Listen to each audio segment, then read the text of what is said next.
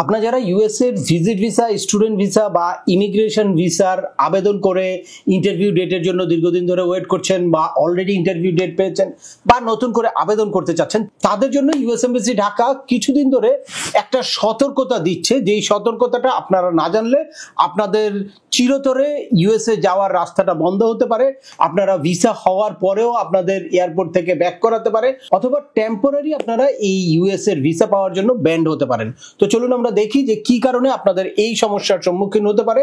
তার আগে বলে নিচ্ছি, যারা আমাদের চ্যানেলে নতুন বা আমাদের চ্যানেলটি এখনো সাবস্ক্রাইব করেনি, please hit the subscribe button. আর যারা অলরেডি সাবস্ক্রাইব করেছেন তাদেরকে অসংখ্য ধন্যবাদ।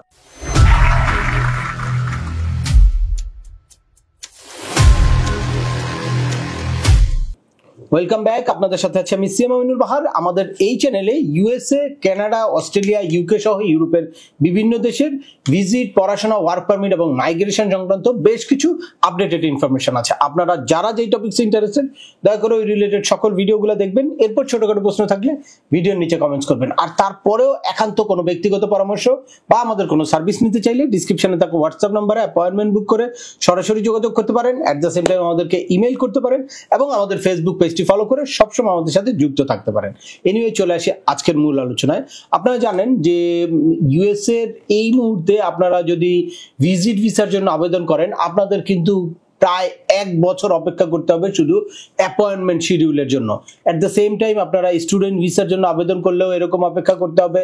আর ইমিগ্রেন্ট ভিসার আপনারা জানেন যে 16, 17, 15 বছর বা মিনিমাম আপনার 6-7 বছর অপেক্ষা করতে হয় ইমিগ্রেশন ভিসার ইন্টারভিউ ডেটের।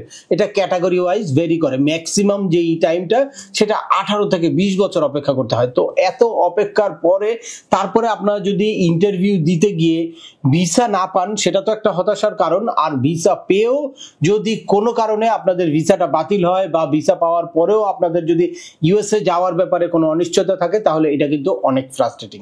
আপনারা রিসেন্টলি দেখেছেন আমার একটা ভিডিওতে যে একটা ফ্যামিলি ফুল ইমিগ্রেন্ট ভিসা পাওয়ার পরেও তাকে এয়ারপোর্ট থেকে ব্যাক করিয়েছে এবং কোশ্চেনিয়ার দিয়েছে। কিছু অ্যাডমিনিস্ট্রেটিভ প্রসেসিং এ রাখবে, কিছুদিন তার কেসটাকে রিভিউ করবে, করে তারপর ফাইনালি হয়তো ভিসা দিবে বা ভিসা দিবে না। এটা অনেক জটিলতার কারণ তৈরি হয়। সে কারণে আপনাদের ইউএস এর ভিসার আবেদনগুলো প্রপারলি করতে হবে, সঠিক ইনফরমেশন দিতে হবে এবং সঠিক ডকুমেন্ট নিতে হবে। সেক্ষেত্রে কোনো রকম কোনো ফেক ডকুমেন্টের আশ্রয় নেওয়া যাবে না। আপনারা যদি ইউএস এমবাসি ঢাকার ফেসবুক পেজ দেখেন, এই যে আপনারা দেখতে পাচ্ছেন যে 22শে মার্চ ইউএস এমবাসি ঢাকা একটা পোস্ট করেছে। এখানে এই গল্প আমরা আগেও শুনেছি। কনজুলার অফিসাররা ভিসা জালিয়াতি ও প্রতারণার নতুন নতুন কৌশল এবং ভুয়া নথিপত্র তৈরির প্রযুক্তি সম্পর্কে সবসময় জানেন। তথ্য গোপন করা, ভুয়া কাগজপত্র দাখিল করা গুরুতর অপরাধ। এর ফলে হতে পারে আজীবনের জন্য যুক্তরাষ্ট্রের প্রবেশে স্থায়ী নিষেধাজ্ঞা এবং ফৌজদারি মামলা।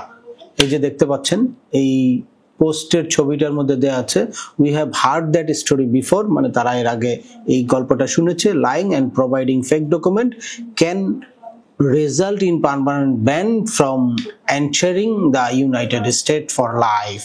সারা জীবনের জন্য ব্যান্ড হতে পারে। এরপরে 27শে মার্চ আরো একটা পোস্ট দিয়েছে, ভিসা আবেদনে আমাদের নতুন কনজুলার অফিসাররা কোনো জালিয়াতির নথি খুঁজে পেলে অথবা আবেদনকারী সম্পর্কে নিরাপত্তা বিষয়ক কোনো সন্দেহজনক তথ্য পেলে সঙ্গে সঙ্গে যুক্তরাষ্ট্রের সংশ্লিষ্ট সরকারি সংস্থাগুলোর কাছে আমরা তা জানাই। জাতীয় নিরাপত্তা নিশ্চিত করতে অপরাধী বা অসাধু ব্যক্তিদের যুক্তরাষ্ট্রে প্রবেশ ঠেকাতে আমরা একসঙ্গে সমন্বিতভাবে কাজ করি। Lying or providing fake documents can lead to a permanent ban on travel to the United States। অর্থাৎ ফেক ডকুমেন্ট বা মিথ্যা তথ্য দিলে আপনাকে পার্মানেন্টলি ব্যান করতে পারে। একই সিমিলার তথ্য দিয়ে 30শে মার্চ আরো একটি পোস্ট দিয়েছে, আপনার বিরুদ্ধে অপরাধমূলক কোনো দণ্ড থাকলে তা আপনাকে আজীবনের জন্য যুক্তরাষ্ট্র প্রবেশ থেকে বিরত রাখতে পারে। এমনকি তুলনামূলক ছোটখাটো অপরাধও ভিসা প্রত্যাখ্যানের কারণ হতে পারে। কনজুলার অফিসার আপনার অপরাধ সংক্রান্ত রেকর্ড দেখতে পারে এবং আগে যে কোনো লঙ্ঘন বা গ্রেফতারি তথ্য তারা জানতে পারে। ভিসা আবেদন ও সাক্ষাৎকারে সত্য বলুন, মিথ্যা বললে নিষেধাজ্ঞার আরোপ হতে পারে। এখানেও fake document, permanent US visa ban, denied US department of state. অর্থাৎ কোনো DS-160, TS-260 এইসব ফর্মে আপনারা যদি কোনো রং ইনফরমেশন দেন, তাহলে আপনাদের কিন্তু ব্যান করতে পারে। অ্যাট দ্য সেম টাইম আপনি যদি ইন্টারভিউতে কোনো রং ইনফরমেশন দেন তাহলেও কিন্তু আপনাদেরকে ব্যান করতে পারে আজীবনের জন্য।